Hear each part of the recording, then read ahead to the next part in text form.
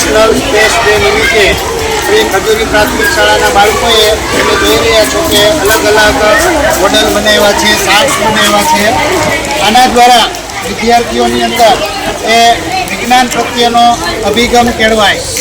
ખગોળી જે ઘટનાઓ બને છે એ ખગોળી ઘટનાઓ છે એ કઈ રીતે બને છે, ગ્રહો, ઉપગ્રહો, લઘુગ્રહો, આકાશી જે બધા પદાર્થો છે એ પદાર્થો વિશે બાળકો સારી રીતે સમજી શકે અને એનું જ્ઞાન છે એને કાયમ થાય એના માટે બાળકોએ અલગ અલગ એ ચાર્ટ્સ બનાવ્યા છે અને વિવિધ પ્રવૃત્તિઓ કરેલી છે. અને આનાથી કે તેઓ ભવિષ્યની અંદર એ સારા વૈજ્ઞાનિકો, ખગોળશાસ્ત્રીઓ પણ બની શકે છે.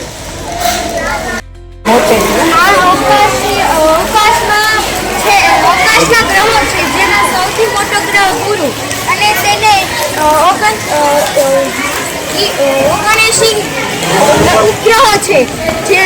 જે પહેલા સૂર્યની નજીકનો ગ્રહ બુધ, પછી શુક્ર, પછી પૃથ્વી, પછી મંગળ, પછી ગુરુ, શનિ અને યુરેનસ ને નેપચ્યુન છે.